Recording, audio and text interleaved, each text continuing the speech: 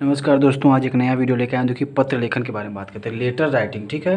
पत्र एक ऐसा माध्यम है जैसे कि हम किसी भी चीज़ को क्या करते हैं, दूसरों को देते हैं, भेजते हैं, ठीक है। जैसे देखिए यहाँ पे पत्र एक ऐसा माध्यम है जिसके द्वारा हम अपने सगे संबंधी मित्रों के संपर्क बनाए रखने के लिए अपने मन के भाव को क्या करते हैं, उनको प्रकट करते हैं, ठीक है। मन के भाव को क्या करते हैं, प्रकट करते हैं, ठीक है। हम पत्रों में केवल निजी कार्यों के लिए ही नहीं बल्कि व्यावसायिक कार्यों के लिए, सरकारी कार्यों के लिए, किसी भी अपने दोस्त मित्र को भेजने के लिए हम इसका प्रयोग करते हैं, ठीक है। तो पत्र देखिए, पत्र के लिखने के लिए कई अंग होते हैं, पत्र के कई पार्ट होते हैं, कई हिस्सा होते हैं। कौन कौन से हिस्सा होते हैं देखिए। सबसे पहले पत्र का मेन मुख्य अंग क्या है, पत्र प्रेषक। पत्र प्रेषक का मतलब क्या होता है, भेजने वाला। कौन, जैसे किसको आप भेजने वाले का पता, स्थान और दिनांक। कहीं जो भी सबसे पहले पत्र यदि आप भेजेंगे तो किसी को भेजेंगे ही या किसी को लिखेंगे तो सबसे पहले उसका क्या ज़रूरत होता है, स्थान ज़रूरत होता है, दिनांक ज़रूरत होता है और उसका पता की ज़रूरत होती है, ठीक है। उसके बाद क्या होता है कि प्राप्तकर्ता जो पत्र पाता है, पाने वाले का पदनाम उसका पता करेंगे। पदनाम मतलब आपका रिश्ते में क्या है, पिता है कि चाचा है कि या सरकारी कर्मचारी है कि दरोगा है, क्या है, इसके बारे में पता करेंगे। दूसरी बात, उसका विषय क्या है। तीसरा पॉइंट क्या है, विषय क्या है, किस विषय पे आप लिख रहे हैं। आप अपने बर्थडे पे बुलाने के लिए लिख रहे हैं कि कोई कार्य के लिए लिख रहे हैं, ये सब चीज़ें आपको जानना जरूरी है, ठीक है दोस्तों। आइए इसके बाद संबोधन। संबोधन अभिवादन बताइए, अंत में क्या लिखते हैं, संबोधन करते हैं, मतलब उनका अभिवादन करते हैं। कौन से हैं वो, चाचा हैं कि पिता हैं कि ब्रदर हैं कि दोस्त हैं कि वो कोई भी सरकारी कर्मचारी हैं या कोई व्यावसायिक कर्मचारी हैं, इस प्रकार के उनको संबोधन से भी किया जाता है। मैं आगे इसकी चर्चा करूँगा, ठीक है। आगे आइए देखिए, पत्र का विषय वस्तु क्या होता है, क्या विषय होगा उसके बारे में। उसके बाद समाप्ति होता है और उसके बाद हस्ताक्षर होता है। हस्ताक्षर पहले कुछ शब्दावली होती है, धन्यवाद होता है, कुछ शब्द बोले जाते हैं कि जो भी है। उसके बाद क्या होता है, अंतिम में हस्ताक्षर होते हैं, ठीक है। तो देखिए, पत्र के इतना चीज़ें होती हैं जो कि पत्र के मुख्य अंग हैं। क्या है, पत्र के मुख्य अंग हैं। तो पत्र के 8 मुख्य अंग होते हैं, ठीक है। पहला देखिए पत्र, अब इतना इस चीज़ को आप समझ लीजिएगा, 8 मुख्य अंग होते हैं। अब देखिए पत्र के प्रकार होते हैं, कुछ 2 प्रकार के होते हैं। पत्र के प्रकार कितने होते हैं, 2 प्रकार के मुख्य होते हैं। एक होता है औपचारिक पत्र और एक क्या होता है, अनौपचारिक पत्र। एक होता है औपचारिक, इसको फॉर्मल लेटर बोलते हैं, फॉर्मल लेटर बोलते हैं। और दूसरे को क्या बोलते हैं इंग्लिश में, इसको क्या बोलते हैं, इनफॉर्मल लेटर बोलते हैं। क्या बोलते हैं, इनफॉर्मल लेटर, ठीक है दोस्तों। तो आइए सबसे पहले फॉर्मल के बारे में पढ़ते हैं। फॉर्मल पत्र मतलब अपना लेटर। औपचारिक पत्र क्या होता है उसके बारे में आइए बहुत अच्छे समझते हैं, ठीक है। देखिए, जिससे हमारा निजी संबंध, हमारे निजी संबंध नहीं होते हैं उसको हम लोग क्या बोलते हैं, फॉर्मल पत्र उसको लिखते हैं। तो फॉर्मल पत्र क्या होता है, जिससे हमारा निजी संबंध नहीं होता है उनको हम क्या करते हैं, औपचारिक पत्र लिखते हैं। ये मुख्यतः 3 प्रकार के होते हैं। एक प्रार्थना पत्र होता है, तो जैसे प्रार्थना पर क्या करते हैं, शुल्क मुक्ति के लिए लिखते हैं, अवकाश के लिए लिखते हैं, नौकरी के लिए लिखते हैं, ठीक है। ये प्रार्थना पत्र होता है। और किसको लिखते हैं, ये प्रधानाचार्य को लिखते हैं या किसी भी नौकरी के लिए जो आपका मेन हेड होगा उसको लिखेंगे, ठीक है। व्यावसायिक पत्र क्या होता है, कंपनियों के लिए लिखते हैं, व्यापारियों के लिए लिखते हैं, दुकानदारों को लिखते हैं, प्रकाशकों जो बुक को प्रिंट करते हैं उनको लिखते हैं। और आदेश पत्र, शिकायती पत्र इसमें आ जाएंगे।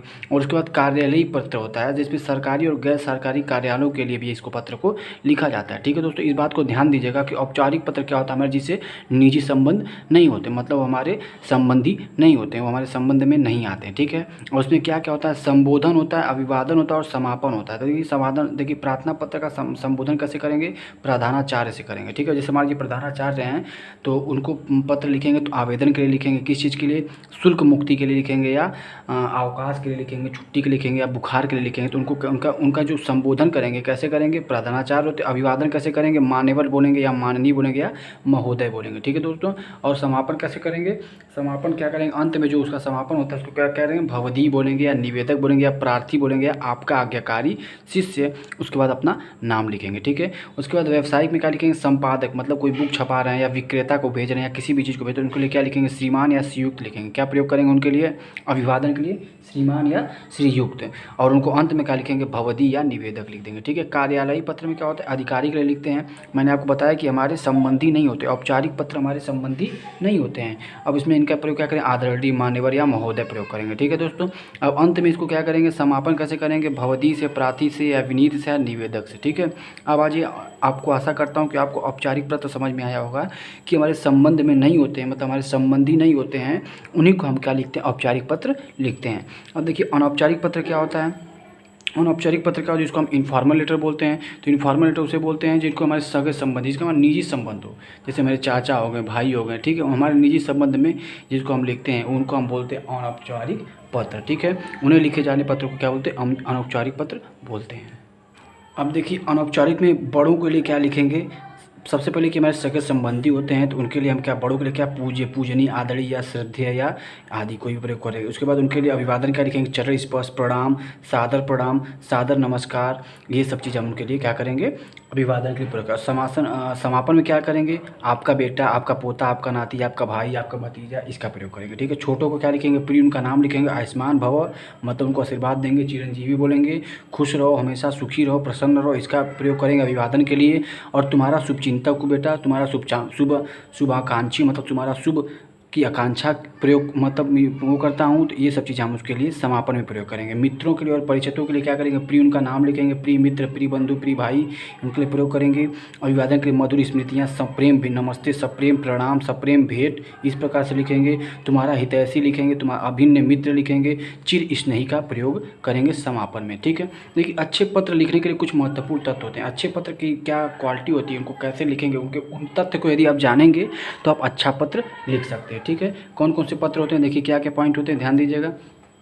एक अच्छा पत्र लिखित होते हुए भी आपसी बातचीत जैसा प्रतीत होना चाहिए। ठीक है, पत्र बोलचाल की सरल और स्पष्ट भाषा में लिखना चाहिए। पत्र के छोटे वाक्यों का प्रयोग करना चाहिए। पत्र में विषय वस्तु स्पष्ट दिखनी चाहिए, मतलब विषय जो आपका है, मेन जो टॉपिक है, किस टॉपिक पे आप लिख रहे हैं वो आपका स्पष्ट होना चाहिए। ठीक है, उसके बाद पत्र सदैव सुंदर साफ लिखावट होनी चाहिए। अनुकूलन, संबोधन और शब्दावली आपका एकदम टू द पॉइंट, बढ़िया एकदम सटीक होना चाहिए। और पत्र का अंत प्रभावशाली होना चाहिए। ठीक है, तो मैं बताया कि पत्र दो प्रकार के होते हैं। अच्छे पत्रों को कैसे लिखा जाता है, इस पॉइंट को भी आप समझ लीजिएगा। और दो प्रकार के पत्र होते हैं, एक औपचारिक होता है, अनौपचारिक होता है। औपचारिक पे क्या लिखते हैं कि जिसके हमारे संबंधी नहीं होते उनको लिखते हैं। ठीक, और अनौपचारिक में क्या लिखते हैं, जो हमारे संबंधी होते हैं उनको लिखते हैं। ठीक है दोस्तों, आइए औपचारिक पत्र का एक फॉर्मल लेटर एक एग्जाम्पल भी देख लेते हैं। ठीक है, आइए देखते हैं। देखिए ये दिया हुआ, मोहल्ले में होने वाले अपराधों को रोकथाम हेतु थानाध्यक्ष, देखिए थानाध्यक्ष को लिखना है। तो सबसे पहले आप पहचानना जान लीजिए कि कौन सा ये पत्र है। अगर ऐसे ही नॉर्मल दिया रहेगा तो आप समझ जाइएगा कि थानाध्यक्ष को लिख रहे हैं, और थानाध्यक्ष क्या हमारा संबंधी नहीं होता है। तो इसको हम क्या करेंगे बच्चा, ये हमारा कौन सा लेटर हो जाएगा, ये औपचारिक पत्र हो जाएगा। तो औपचारिक पत्र में देखिए सबसे पहले आप क्या लिखते हैं, आप उसका नाम जहाँ भेज रहे हैं वो लिखेंगे, दिनांक लिखेंगे, उसके बाद सेवा में सीमांत थाना अध्यक्ष लिखेंगे, थाना शिवपुर, जनपद वाराणसी, और सबसे उसके बाद में क्या लिखेंगे, विषय लिखेंगे। और मैं आपको बताया था संबोधन में क्या लिखेंगे, महोदय, या अभिवादन में महोदय लिखेंगे। उसके बाद आप क्या लिखेंगे, ध्यान दीजिएगा, जो आपकी प्रॉब्लम है, जो आप औपचारिक पत्र में जिस संबंध में लिखे थे, तो आपका संबंध क्या था, मोहल्ले में अपराधों की रोकथाम के संबंध में आप किसको लिख रहे हैं, थाना अध्यक्ष को पत्र लिख रहे हैं। तो आप उसके टॉपिक, मतलब था जो भी अपराध आपके मोहल्ले में हो रहे, उस टॉपिक के बारे में आप पूरे इसमें लिखिएगा। ठीक है, आइए देखें क्या टॉपिक था उसमें। तो हमारा मोहल्ले के अपराधों की रोकथाम के संबंध में, ठीक है, टॉपिक लिखें, उसके बाद महोदय कामा लगा के सविनय निवेदन के हमारे मोहल्ले राजर्षि नगर, जो भी आपका मोहल्ला का उसका नाम लिखेंगे, जो कि शिवपुर थाने के अंतर्गत पड़ता है, अपने थाना भी लिखेंगे। मैं पिछले कुछ महीने से अराजक तत्वों का भरमार हो गई, मतलब अराजक तत्व पता हो, जो कि कुछ ऐसे लोग जो कि अपनी अराजकता फैला रहे हैं। ठीक है, जिससे आए दिन चोरी छिनैती हो रही, गलियों में नुक्कड़ में हमेशा उपस्थित रहते हैं, जिसमें मोहल्ले की बहू बेटियाँ अकेले जाने से डरती हैं।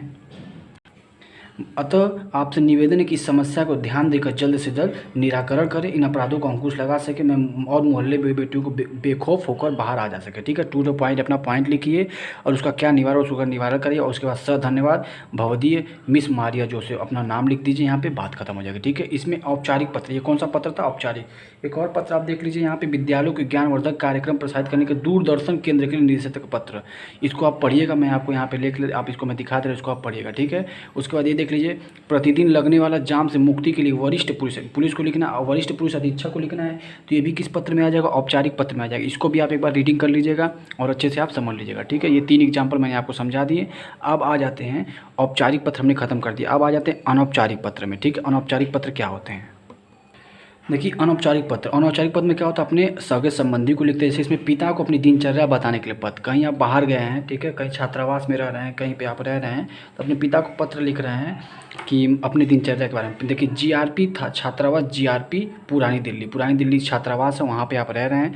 दिनांक, पूज्य पिताजी सादर प्रणाम, आज आपका पत्र मिला जिससे मेरे प्रति चिंता व्यक्त की है। आपकी चिंता करने की कोई आवश्यकता नहीं, यहाँ पर रहने वाले लड़के बहुत अच्छे हैं, वे मुझे ऐसा अनुभव नहीं होने देते कि मैं अनजान लोगों के बीच आ गया हूँ। पहली बार घर से दूर कर रहने के कारण कुछ परेशानियाँ तो होती ही है, लेकिन धीरे धीरे सब ठीक हो जाएगा। ये पत्र क्या है, अनौपचारिक पत्र, क्योंकि आप पिता को लिख रहे हैं। हम लोग सुबह 6 बजे उठ जाते हैं, फिर नित्य क्रिया निवृत्त होकर घूमने जाते हैं। इसके बाद नहा धोकर नाश्ता करते हैं और अपने विद्यालय चले जाते हैं। वहाँ से 2 बजे लौटकर खाना खाते हैं, थोड़ी देर आराम करने के बाद पढ़ने बैठ जाते हैं। शाम 5 बजे हम बाज़ार की तरफ निकल जाते हैं। वहाँ से हम 6 बजे अवश्य ही लौट आते हैं, क्योंकि 6 बजे बाद छात्रावास से बाहर रहने की अनुमति नहीं है। छात्रावास में 8 बजे खाना तैयार हो जाता है। खाना खाने के बाद हमें 2 घंटा पढ़ते हैं। कभी कभी हम लोग टीवी भी देख लेते हैं। यही है यही है हम लोग की दिनचर्या। देखिए, अपने पिता को ये दिनचर्या बताया है। और मम्मी, दीदी और आपको प्रणाम। राजू को ढेर सारा प्यार। राजू उसका छोटा भाई, इसीलिए उसको ढेर सारा प्यार। और बड़े जो उनको क्या किया गया, प्रणाम किया गया। ठीक है, आप समझ सकते हैं। आपका बेटा रवि। इस प्रकार के अनौपचारिक पत्र को लिखा जाता है। अपनी सहेली के विवाह में बुलाने के लिए निमंत्रण पत्र भी देखिए क्या है, अनौपचारिक पत्र। आप इसको भी देख लीजिएगा, पढ़ लीजिएगा।